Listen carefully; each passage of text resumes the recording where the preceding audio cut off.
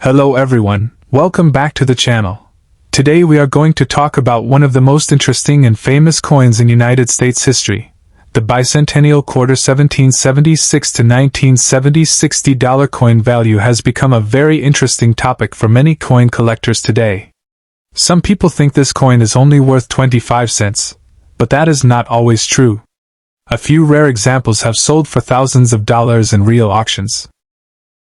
Some rare coins with strong mint errors or perfect condition have reached prices close to $8,400, and the silver-proof version has even sold for $19,200 at auction.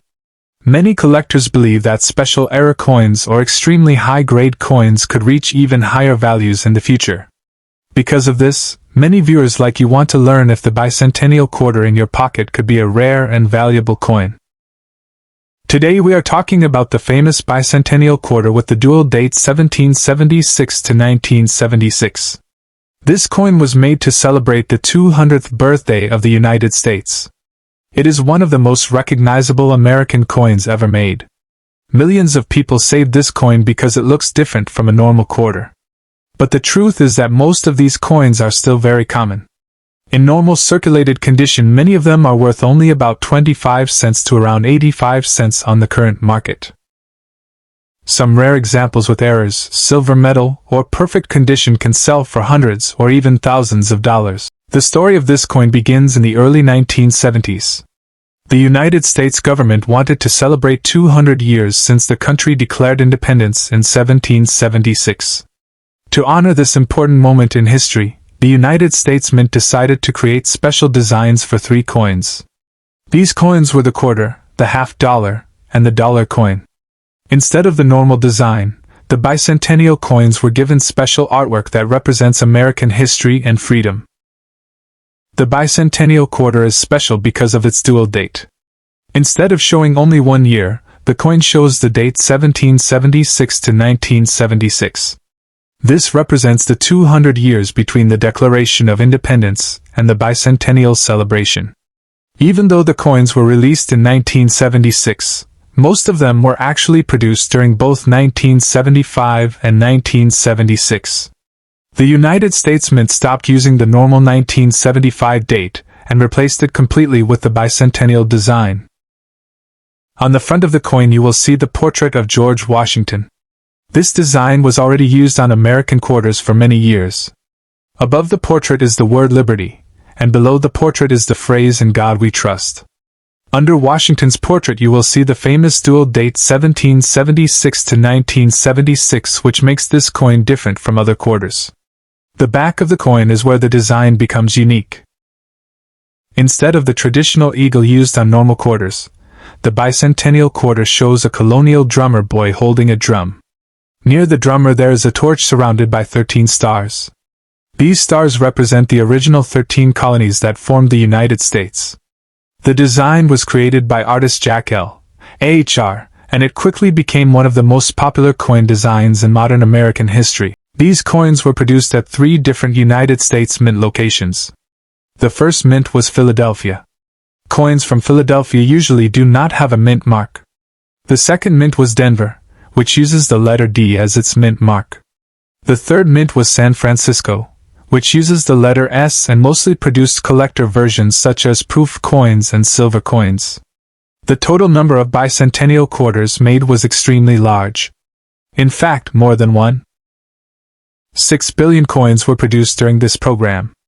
Because so many coins were made, most bicentennial quarters are still very common today. Many people still find them in pocket change, coin jars, or old collections. This is why the average value of a normal circulated coin is still very close to face value.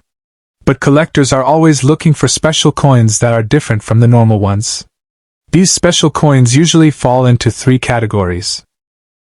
The first category is coins with mint errors. The second category is coins made from special silver metal. The third category is coins that are in extremely high mint condition. Mint errors are one of the most exciting parts of coin collecting. A mint error happens when something unusual occurs during the coin production process. Sometimes the metal blank moves in the machine. Sometimes the design is struck twice by mistake. Sometimes the wrong metal is used. These mistakes can create very rare coins that collectors are willing to pay a lot of money for. One famous error in the Bicentennial Quarter series is the double die error. This happens when the coin design is stamped twice slightly out of alignment. As a result, some letters or numbers appear doubled. On certain bicentennial quarters, collectors have found doubling on the word Liberty and the date 1776 to 1976. A strong example of this error from the Denver Mint sold for about $8,400 in a 2023 auction when graded in high condition. Another interesting error is the off-metal strike. This happens when a coin is accidentally struck on the wrong planchet, which is the blank piece of metal used to make a coin. In some rare cases, a bicentennial quarter was struck on a dime planchet. Because the dime blank is smaller, the design looks unusual and part of the image may be missing. One of these rare off-metal coins sold for around $9,200 at auction. Collectors also search for off-center strike errors. This happens when the metal blank is not perfectly centered inside the coin press. When the coin is struck, the design appears shifted to one side. Some off-center coins show part of the design missing, which makes them very interesting to collectors. The value of these coins depends on how dramatic the error looks and how well the coin is preserved. Another error collectors like is the clipped planchet error. This happens when the metal blank is cut incorrectly during the early stage of coin production. The coin may have a curved missing section on the edge, making the coin look like a small piece was cut out. These coins are unusual and sometimes sell for higher prices depending on the size of the clip and the coin condition. Besides errors, the metal used in the coin can also affect value. Most bicentennial quarters are made from copper and nickel layers. But the San Francisco Mint also produced special collector coins made with 40% silver. These silver coins were sold in special collector sets. Because silver has precious metal value and these coins were made in smaller numbers, they are usually worth more than normal circulation coins. A silver bicentennial quarter in high-proof condition has sold for very high prices at auction. One famous example graded MS69 reached $19,200 at a heritage auction, which is one of the highest confirmed prices for this coin series. This shows that even modern coins can become extremely valuable when they are rare and perfectly preserved. Condition is another very important factor in coin value. Coin collectors use a grading scale from 1 to 70 to describe the condition of a coin. A coin with a grade near 70 means it looks almost perfect with no visible wear. These coins are very rare because most coins get small scratches or marks during circulation. For bicentennial quarters, coins graded MS67 or higher are considered very difficult to find. Even without errors, a coin in this condition can sell for hundreds or thousands of dollars depending on collector demand. For example, a high-grade regular bicentennial quarter sold for about $1,821 at auction, simply because it was preserved in near-perfect condition. Because of these examples, many collectors continue to search through their pocket change hoping to find a rare variety. While the chances are small, it is still possible that rare coins remain hidden in old coin jars, collections, or bank rolls. If you want to check your own bicentennial quarter, there are a few simple things you can look for. First, check the mint mark. Look near Washington's ponytail on the front of the coin. If you see the letter D, the coin was made in Denver. If you see the letter S, it was made in San Francisco. If there is no letter, it was made in Philadelphia. Next, look closely at the letters and numbers on the coin. Try to see if there is any doubling in the text or date. You can also check if the coin looks off-center or if the metal color looks unusual.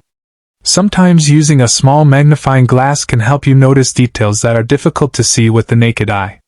It is also important to understand the difference between online listings and real auction prices. Sometimes people list coins online for very high prices, but that does not mean the coins actually sell for those amounts. The true value of a coin is based on completed sales at major auctions or certified coin dealers.